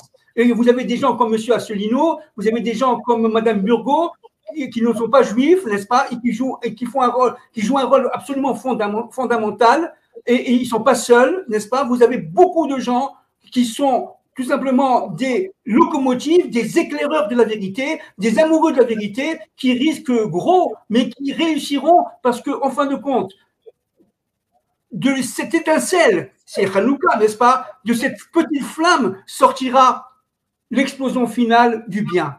C'est à partir du moment où on est en train de faire rayonner le Or Haganouz, ça veut dire la lumière intérieure qui est en nous. Et cette lumière intérieure, c'est Rosh Hashanah. Rosh Hashanah, c'est tout simplement la capacité qu'on a de comprendre qu'il y a un sens dans la vie. Et ce sens-là, il est positif, il n'est pas négatif. C'est vrai ce que tu dis, Eliaou. On est endormi, le serpent est très rusé. On va même accepter, tu as tout à fait raison de le dire, notre sort. Mais sachez qu'au dernier moment, comme dit le Ramchal dans son livre Adir Bamarom, Ça, c'est très important. À partir de page 118 ou 19, si je me rappelle bien, le Ramchal dit une chose très importante. Il dit qu'une fois que le monde est arrivé à son implosion presque totale, Dieu intervient. Pourquoi Dieu fait ça? Pourquoi il intervient à la fin des temps de l'histoire? Pourquoi? Parce qu'en fin de compte, il est en train, grâce au Mashiach, de révéler les forces du mal. Que fait le Mashiach actuellement? Il est en train de révéler les forces du mal. Bon, évidemment, on n'est pas Mashiach, on n'est pas mystique, bien sûr, mais on fait partie quand même de ces gens-là, éclaireurs de l'histoire, qui sont en train tout simplement de gêner, de déranger ces contrôleurs de conscience, de ces forces du mal. On est en train de... Et je peux vous assurer que c'est la panique à bord. C'est la panique à bord. Donc ça, ils ne s'attendaient pas. Alors, ce que j'entends aussi, c'est que on pense que Hachem va intervenir à la fin. Ce que je pense personnellement, c'est que là, on se dirige vers Kippour. Rosh Hashanah, on revivait justement la faute d'Adam et Chava qui ont touché à cet arbre de la connaissance du bien et du mal.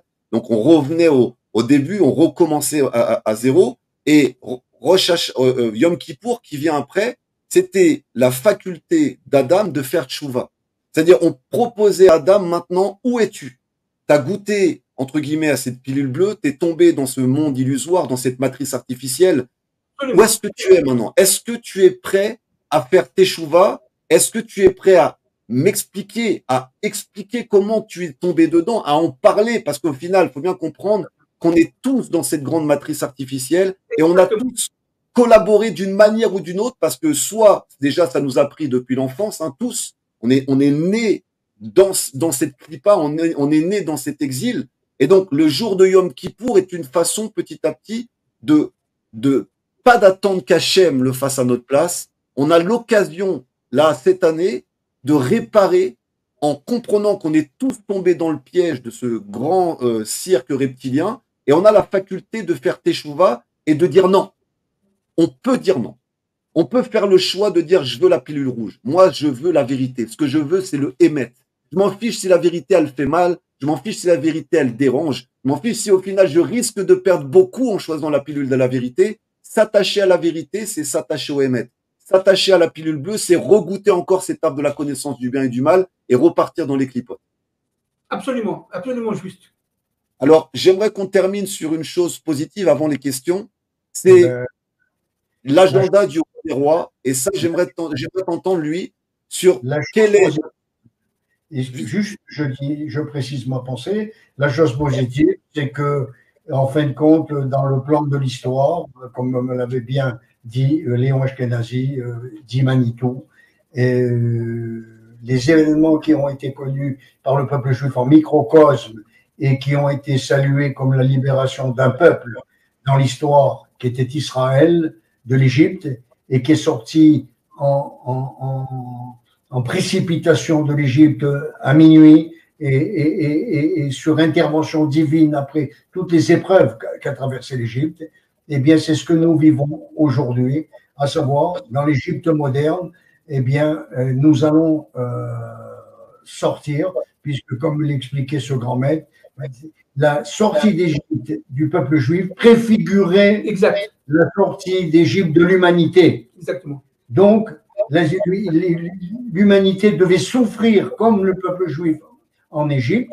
Simplement, ce n'était plus dans la construction de pyramides, mais c'est la souffrance d'une souffrance matérielle que nous avons vécue, écrasée par les forces qui nous ont imposé un modèle, et ce modèle a détruit littéralement la civilisation. Nous sommes à la fin. Et je vais dire même préciser une chose, c'est que quand je suis allé à la recherche du Hémet comme Fabien Mosché, je suis arrivé en ayant fait l'Ech Lecha dans ce désert du Negev à Beersheba, et très peu de temps après, j'étais perplexe et sinon désappointé, parce que en fait, mon raisonnement était à l'époque, je me disais, mais en fin de compte, on peut ajouter une 51e étoile au drapeau américain. C'était une dollarisation totale de l'économie américaine, israélienne, et un moulage des consciences sur le modèle américain, The American Way of Life, et je cherchais quel était le projet divin, et ne serait-ce que même, on n'en est pas à la libération de la Géoula, mais le sionisme politique. il avait déjà, dans les années 84, été bien entaillé, et nous avons des tuteurs qui nous ont permis d'être bien enfermés dans ce modèle-là. Je prends pour ces dernières années le directeur de la Banque d'Israël, qui était ni plus ni moins que Stanley Fischer, qu'on retrouve au Fonds monétaire international. Donc, c'est-à-dire on devenait une province américaine, et où était le plan de Dieu de l'histoire? Or, Alors, le peuple justement, était en Égypte, et il fallait qu'il soit en Égypte comme toutes les nations, puisque c'est les nations qui seront libérées à la fin des temps. Et Israël faisait un élément de ce plan. Et donc, il va être libéré avec les nations, et les nations vont comprendre, à travers Israël, qu'il y avait un plan, et que c'est pour ça que la Torah dit, et ils monteront à la montagne de Jérusalem pour écouter la parole de Dieu, parce qu'Israël deviendra la lumière des nations.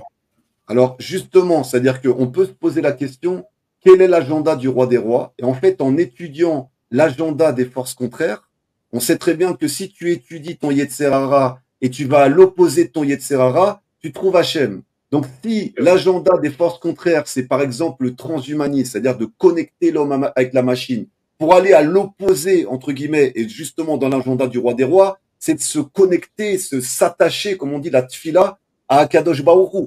C'est pareil, si l'agenda c'est de détruire le famille, c'est de renforcer, de structurer sa famille. C'est-à-dire, tout ce qui nous est proposé, c'est d'aller à le strict opposé, et là on se dirige directement vers la voie d'Hachem. C'est-à-dire que les voies des forces contraires nous permettent de trouver la voie d'Hachem, puisque c'est l'opposé de ce qu'ils proposent. Ils étudient la Torah, les forces contraires. Ils l'inversent, ils la lisent à l'envers, et ils font ce qu'on appelle, toutes les religions aujourd'hui, elles sont comme ça, elles ont été lues complètement à l'envers. On a inversé les choses, et il suffit juste d'aller à l'opposé de cet agenda maléfique pour se diriger tout droit en fasting vers Akadosh Baruch Hu. Alors, j'aimerais qu'on ouvre sur les questions, qu'on laisse un petit moment pour les personnes qui étaient avec nous, et je vais mettre les questions et vous pourrez y répondre. Alors, première question, le serpent n'a-t-il pas un lien avec Pharaon, avec les pharaons, le Nachash? Bien sûr. Bien sûr. Mais bien sûr, bien sûr. Le serpent, Pharaon, c'est le Nachash personnalisé, pardon. L'Égypte, c'est le monde du serpent. Qu'est-ce que c'est que l'Égypte en fin de compte? C'est le métro boulot dodo. C'est de voir tout simplement que tout est rétréci, de ne pas comprendre qu'il y a un plan secret de Dieu, et de vivre effectivement dans ce paradigme qui est un paradigme enfermé et Mitzraïm. Oui, Mitzraïm, et tout simplement de se cloisonner dans un univers qui est un univers clos. Qu'est-ce que c'est que Misraïm? Qu'est-ce que c'est que l'Égypte? C'est un univers clos. Et les forces du serpent, les forces du pharaon sont là pour nous entraîner dans un univers tout simplement où il n'y a pas d'issue. Il n'y a pas d'issue. Si ce n'est, comme tu as dit très justement, Eliaou, très justement, si ce n'est d'accepter cet univers-là. Et qui c'est qui est sorti d'Égypte? Seulement 20%, dit Rachid. Pourquoi? Parce que la plupart des autres, les 80%, ils étaient très très bien en Égypte. Ils vivaient très bien. Ils allaient au restaurant. Je parle le langage d'aujourd'hui, bien sûr. Ils allaient au cinéma. Ils avaient la télévision. C'était leur monde. Ils ne comprenaient pas ce que c'est que ce vieillard de 80 ans qu'on appelle Moïse, qui vient. Dans la famille, il y a eu des discussions terribles. Il y a eu même des bagarres, si je peux me permettre ainsi. Parce que le père voyait que c'était un très grand envoyé de Dieu, mais la mère disait, mais pas du tout, il est un vieillard, il n'arrête pas de répéter 100 fois les mêmes choses. Et la fille disait, mais attends d'abord que je finisse mes études, et le grand-père attend que j'ai ma retraite, etc., etc. C'est-à-dire véritablement que chacun voyait en fonction de son monde qui est intérieur, parce qu'ils étaient tout simplement formatés. Qu'est-ce que c'est que l'Égypte? C'est le monde du formatage. De toute façon, l'Égypte, c'est également le monde du reptile. On voit que Pharaon portait un diadème avec un serpent sur son front. Donc on sait que c'est les forces de la nature, le serpent qui se mord la queue. Les Hébreux ont récupéré le diadème, donc ils ont attrapé le serpent. Et aujourd'hui, on porte les téphilines à la place, c'est-à-dire on a le même diadème, mais au lieu que ça soit une tête de serpent, on a un cube qui représente les quatre côtés, les quatre lettres du nom divin, Yud Ke Vav Ke. Donc on est sorti de la nature et on a mis sur nous le signe qu'il y a quelque chose qui est au-delà de la nature, qui nous permet de vivre libre dans l'esclavage des forces de la nature. Absolument. Vous voulez dire quelque chose aussi? Israël, c'est être en dehors des forces, être dans la surnature. Être en Israël, c'est arriver au niveau de la bina. C'est ça qui est très important. C'est de dépasser les forces de la nature. Alors, autre question, apparemment, c'est un peu une affirmation, il est impossible de créer quoi que ce soit en dehors de la matrice originelle. Bah si, on est des petits créateurs, on est Selem à Elohim. On peut se créer un monde d'illusions où le créateur nous tourne le dos et on tourne le dos au créateur et on vit dans un monde coupé d'Hachem. C'est une réalité, même s'il continue à nous alimenter quand même, mais on est quand même coupé. Une matrice artificielle, c'est un monde synthétique dans lequel on est en train de nous projeter, un monde virtuel complètement synthétique, et l'humain cautionne. On est dedans, et l'humain cautionne ce monde virtuel et n'accepte plus justement la matrice originelle, la matrice divine, parce que malheureusement, la matrice divine lui demande de faire des efforts sur lui-même, alors que la matrice artificielle, c'est le monde du plaisir, c'est le monde du tout de suite, c'est le monde où j'ai aucun effort à faire, et donc c'est le monde du serpent qui mange la poussière, qui n'a pas besoin de faire d'efforts pour se connecter à la matière. Donc c'est sûr que c'est facile d'être accessible comme ça. C'est l'idée du revenu universel. Hein. On ne travaille plus, on va recevoir le revenu universel pour vivre. On sera tout simplement des consommateurs et on va profiter de la vie sans avoir aucun souci. Voilà la ruse du serpent. Alors, une autre question courte. Que peut-on comprendre du fait que ce plan soit déroulé en Israël? Pourquoi Israël a été choisi pour être le sommet, entre guillemets, de ce grand plan international? Parce que c'est la vocation du mal de détruire l'intermédiaire entre le monde et Dieu, qui est Israël, puisque en ingérant complètement Israël, eh bien, il n'y a plus de plan de Dieu, puisque Israël est le représentant de Dieu dans ce plan, et Israël a été créé justement pour être ce témoin jusqu'à la fin des temps de cette parole du Sinaï, de cette morale. Exactement. Et donc, en voulant détruire complètement Israël, eh bien, on détruit le plan de Dieu, c'est fini. C'est pour ça que je disais tout à l'heure par rapport à l'agenda, nous sommes très, très proches, très proches. On a franchi le 50e degré. On a parlé tout à l'heure de toute cette finance internationale et tout ça. Par rapport à l'identification avec ce qui s'était passé dans l'histoire, c'était l'euro d'or. Mais là, maintenant, on a dépassé tout ça. On est dans la phase de Sodome et Gomorrhe. C'est culture works, ces mariages de gens du même sexe et tout. Mais ça devient la normalité, mais c'est le monde de Sodome et Gomorrhe. Et c'est comme ça qu'il est intervenu à Sodome et Gomorrhe. Je vais révéler quelque chose parce que ça paraît complètement, oui, Sodome et Gomorrhe, ça devait être un petit village sur les bords de la mer Morte. Eh bien, dernièrement, j'ai eu des sources archéologiques qui m'ont laissé bête, et elles ne sont pas des moindres. C'est le Rav Zamir Cohen, qui est une très, très grande autorité en Israël, qui a dévoilé que des archéologues ont trouvé dans la région de Sodome et Gomorrhe un cimetière ancien de 500 000 tombes. Ça veut dire que c'était, quand on sait que le cimetière de Pantin, c'est 250 000, mais ça devait être une mégalopole. Elle a disparu, rasée. Alors moi, j'avais fait un circuit, il y a 35 ou 40 ans, sur les bords de la mer Morte, dans les crevasses et tout, et le guide nous expliquait qu'on ne comprenait pas, puisque cet événement se déroulait il y a des milliers d'années, il y avait des traces, d'après lui, des mesures au compteur Gégère qui révélaient des traces de radioactivité. Alors je disais, mais alors il y a eu un feu atomique ici, c'est pas possible. Eh bien oui, c'était les feux du ciel. Ça a été les feux du ciel, parce que quand une civilisation arrive à devenir, à descendre aussi bas au niveau moral, il y a eu des manifestations en Allemagne ces dernières semaines où des individus voulaient se comparer et mimer, vouloir être des chiens, mais c'est pas possible. Alors, juste par rapport à ce que tu as dit, pourquoi, en final, le plan se déroule en Israël? Israël doit être une lumière pour les nations. Et si on arrive à transformer la lumière originelle en lumière artificielle, c'est pour ça que je dis qu'il y a une infiltration nazie en Israël depuis bien longtemps, et justement des gouvernements qui sont rentrés en Israël et qui se sont fait passer pour des juifs, qui ont pris des identités juives aujourd'hui en Israël, on le voit avec la Cour suprême, ce qui est en train de se passer, c'est en train de se dévoiler complètement, car leur but était de donner un faux Israël, le remplacement d'Israël, le virus Israël, utilisé déjà par le catholicisme et le christianisme, qui était un grand remplacement d'Israël pour donner une fausse lumière artificielle aux nations et qui les guide comme un phare tout droit dans le précipice.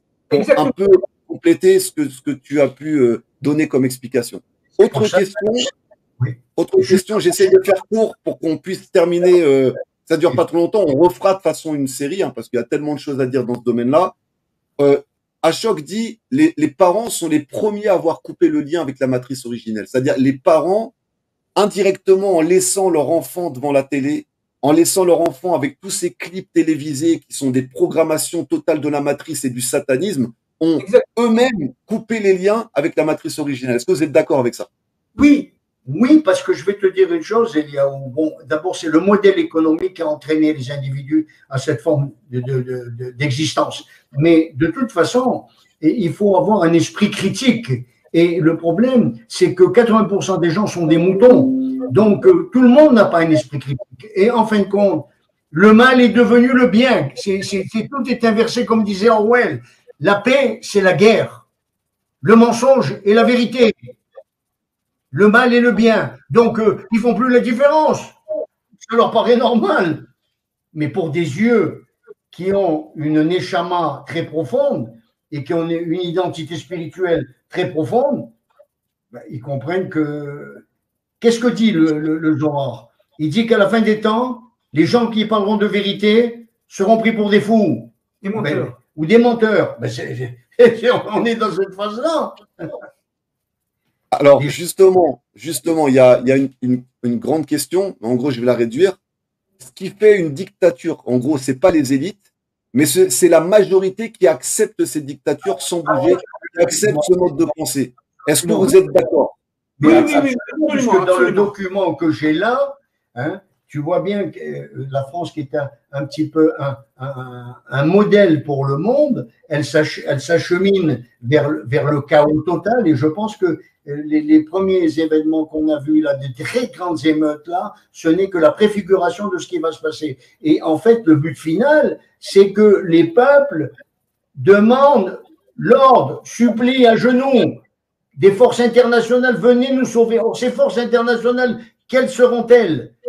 C'est les forces maçonniques de l'ONU.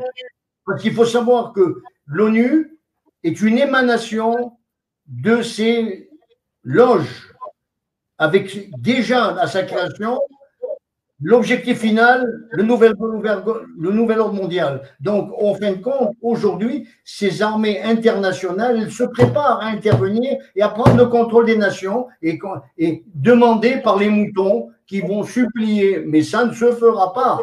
Parce que c'est ce monde orwellien qui va se mettre en place ne peut pas se faire. Alors, ce n'est pas dans 10 ans, ce n'est pas dans 15 ans. Nous vivons ces temps de la fin.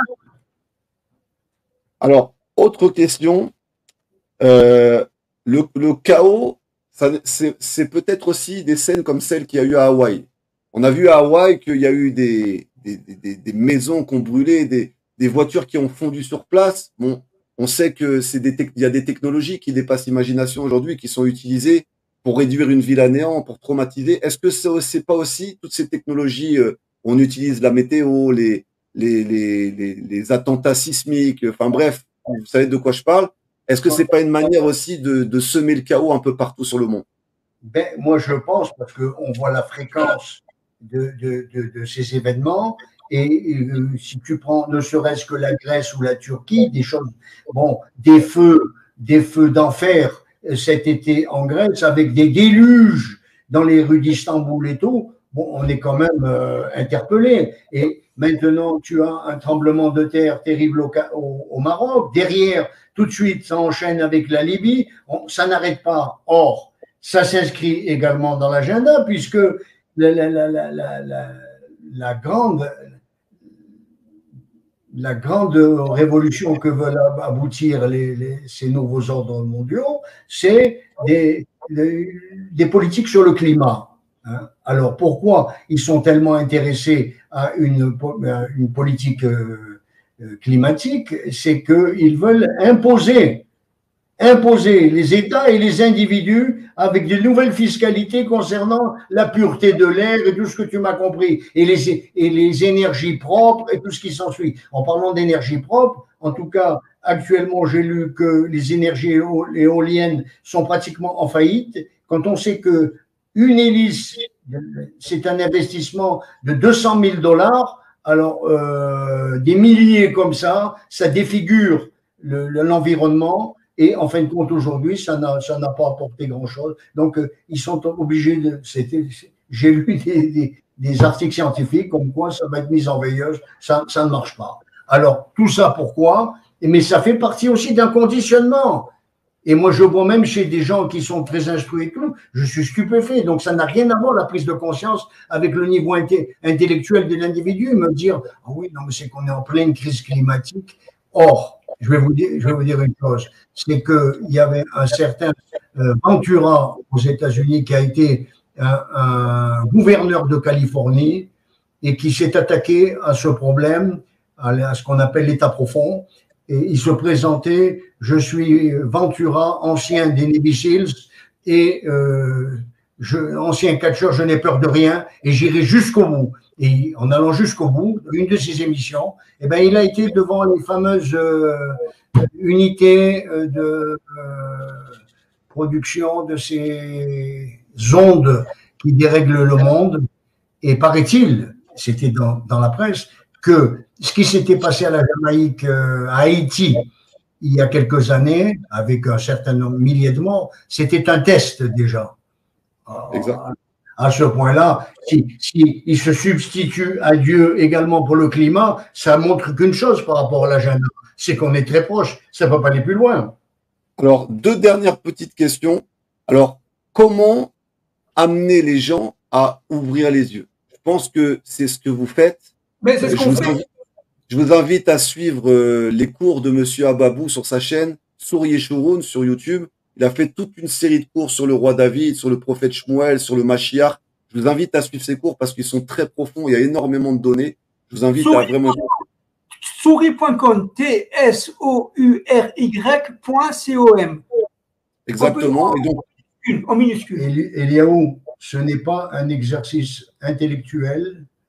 C'est parce que j'ai eu des contacts avec des gens qui sont quand même très cultivés, des grosses pointures, et je vois qu'ils sont imperméables à tout ce que nous disons là ce soir. D'ailleurs, ils nous regarderaient avec des yeux ronds. Moi, je pense qu'il y a des âmes à la fin des temps qui ont ce potentiel oui, bien sûr, d'adhérer à la vérité, et c'est ces âmes qui cherchent et qui seront à la rencontre de nos sites. Mais la masse, je suis pessimiste, la masse ne s'intéressera pas à ça et ne sera dérangée dans ses habitudes. Est-ce que toi, Louis, tu as un endroit où on peut te suivre, un site, une chaîne YouTube, des livres, quelque chose? Nous avons le site commun, souris.com, okay. C'est commun avec Louis Drey. Ok, bah, je ne le savais pas. Donc voilà, vous m'apprenez que vous avez ce site et en commun. Donc voilà, si vous voulez suivre aussi ce que font Moshe et Louis, et vous voulez aller un peu plus loin sur ce qu'ils font, allez, parce que vraiment, j'ai écouté pas mal de cours et il y a vraiment une profondeur. Et dernière question, alors de Christine, même si chaque nation a un prince céleste, donc a un ange, un tsar qui règne sur chaque nation, tant que les Yehudim, les Juifs, subsisteront dans ces nations, est-ce que celles-ci seront, enfin, les anges se renforceront puissamment tant qu'on n'est pas revenu en Israël et qu'on continue à être partout à travers le monde? Est-ce qu'il y a un lien avec ça? Oui, mais je vais te dire une chose, Léo, pour reprendre ce que disait son interlocutrice là, c'est que de toute façon, je suis arrivé à la conclusion que pour les Béné Israël, il y a eu un tamis. Il y a eu un tamis qui a trié des âmes qui devaient être là, présentes à la fin des temps. Et en ce qui concerne beaucoup de notre peuple qui restait en diaspora, malheureusement, je pense que c'est des moutons, parce que l'alibi de mettre une barbichette et un chapeau noir et de dire je vais à la synagogue mais je suis français ou je suis américain, et avant tout, d'ailleurs, tu le vois bien, tu en as un élément, c'est que on a beaucoup de problèmes aujourd'hui aux États-Unis avec le judaïsme américain qui s'oppose complètement à Israël. Pourquoi? C'est très simple. C'est très simple. Israël est un dérangeur de conscience. Il veut être américain avant d'être juif, et donc on les enquiquine. Et c'est la même chose pour la France, parce que j'ai des contacts avec des juifs de France. Je me dis, ah oui, ben Israël, ben oui, mais on est bien en France. Mais dans le plan de Dieu, le peuple juif devait retrouver sa terre à la fin des temps. Donc, Dieu a eu une certaine patience. Depuis quand, véritablement, l'ordre de mise en route? Parce que l'État d'Israël s'est créé avec des survivants de la Shoah, mais à partir de la réunification de Jérusalem, on a commencé à voir des Juifs américains, français, anglais, belges revenir. Et je crois qu'aujourd'hui, à l'heure où nous parlons, Israël a fait pratiquement le plein, puisque les derniers chiffres de l'émigration de France et tout sont en chute libre totale. Et vu l'accélération des événements, je ne pense pas qu'énormément nous rejoindront. Donc aujourd'hui, c'est le peuple juif sur sa terre dont il faut parler. C'est lui qui est un acteur de l'histoire. Alors, juste pour finir, ce qui est très important, c'est la lumière intérieure que nous avons. Cette lumière intérieure qu'on appelle en hébreu le Or Haganuz, cette lumière cachée, eh bien, tout simplement, elle se situe certes, certainement en Israël, elle se situe aussi auprès des nations qui descendent d'Adam et de Ève. Notre but aujourd'hui, c'est de réunir le couple Israël-Nation, notamment à partir de ce couple Israël-France. Et c'est très important, c'est pas pour rien qu'on fait des zooms et des interventions en français, parce que tout simplement, la France, c'est l'élément central. C'est la France qui a la clé de la Géoula. C'est pas, en fin de compte, c'est pas Israël. Israël a la clé de la pensée, de la Torah. Et la France a la clé au niveau de l'environnemental, au niveau des systèmes économiques, politiques, sociaux, etc. Mais Israël va recevoir la Torah de la délivrance, et c'est grâce à la France que le monde entier va recevoir. Donc, va recevoir cette parole de Jérusalem. Donc, il faut bien comprendre que ce qui est en jeu aujourd'hui, c'est le couple Israël-Nation, et particulièrement le couple Israël-France. Alors, dernière chose, monsieur Ababou, monsieur Dre, monsieur Boukara, comment se fait-il que nous nous préparions aussi lentement? C'est vrai qu'on a l'impression qu'il y a une espèce d'inertie à ce que les gens commencent à bouger, à réagir. Bah, je te ramène quand même en 39-45. Les gens ont pas une mentalité du mal. Les gens ne pensent pas que ces élites, ces gouvernements vont aller jusqu'à là. Et ils ont toujours cet espoir que peut-être non, ça n'arrivera pas. Donc ils attendent. Mais en fait, ces gouvernements, ces élites jouent avec le temps. Et plus le temps passe, plus on est étouffé. Et moins on peut se débattre. Donc tu as raison, il faut réagir vite. Mais qu'est-ce que c'est réagir vite? C'est travailler sur soi. Tu peux pas changer le monde. Tu pourras pas changer le monde. Toi, déjà commencer à scier les barreaux de tes chaînes, parce que tu pourras libérer personne si toi t'es pas un être libre. Faut déjà commencer véritablement à travailler sur soi, et le travail sur soi a été complètement délaissé parce que le monde attend un sauveur externe, un sauveur qui va venir nous sauver, un Superman dans les films américains, et ce Superman n'arrivera jamais. Je vous réveille. Le Mashiach se dévoilera quand les êtres humains seront prêts. Tant que les humains ne sont pas prêts, il risque d'arriver des catastrophes pour réveiller les gens. Je t'arrête. Là, attention. Lorsqu'on parle des humains, on parle des humains qui ont le Or Haganuz. On parle des humains qui ont cette lumière intérieure. Tous les humains n'ont pas cette lumière intérieure. Tous les humains ne descendent pas d'Adam et de Ève. Que ce soit clair.